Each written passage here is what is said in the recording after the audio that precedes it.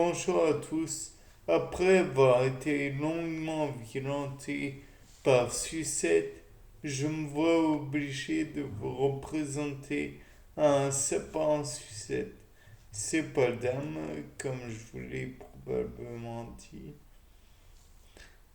Et donc aujourd'hui, on va commencer par un petit sujet que j'avais dû effleurer auparavant, à savoir l'hypothermie volontaire, donc thérapeutique.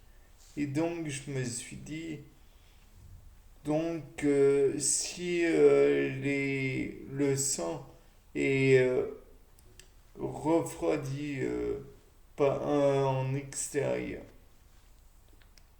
il va y avoir vasoconstriction des, des canaux sanguins à l'extérieur pour une vasodilatation des vaisseaux sanguins à l'intérieur du corps.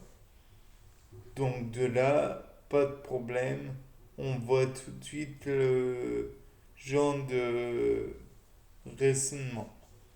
Donc si il y a vasoconstriction à l'extérieur, vasodilatation à l'intérieur, ça veut dire que s'il y a une infection à l'intérieur du corps, qu'il y a une bactérie qui s'est installée à l'intérieur du corps, peut-être que le corps va, et particulièrement le système immunitaire, va devenir plus agressif contre cette bactérie qui est nocive pour l'ensemble du corps. Donc peut-être que en augmentant le débit sanguin à l'intérieur du corps, on comment dire, on augmente l'immunité et donc peut-être que l'on arrange la comment la défense du corps.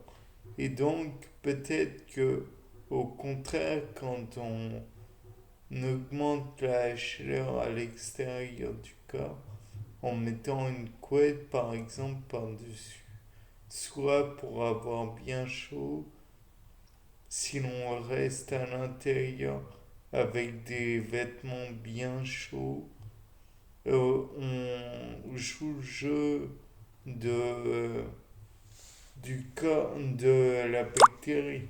Peut-être que en augmentant la température à l'extérieur du corps, on fait en sorte que les défenses immunitaires soient à l'extérieur, alors qu'on a besoin d'elles à l'intérieur, au contraire. Peut-être que en minimisant la température à l'extérieur du corps, donc on arrange sa température interne et donc on lutte activement contre les bactéries et donc peut-être même pourrait-on lutter contre les virus qui pourraient augmenter la température du corps.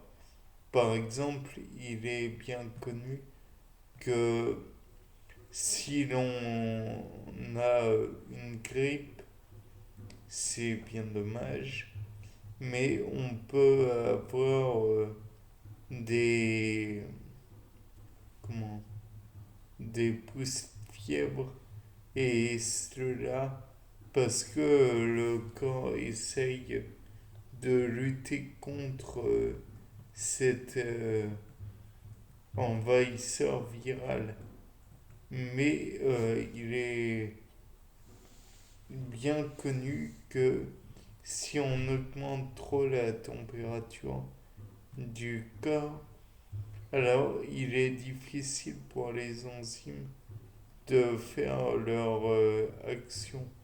Donc on lutte contre le corps alors qu'il est en train de lutter lui-même contre des envahisseurs.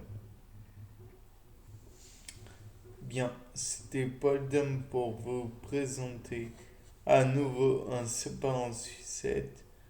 Au revoir.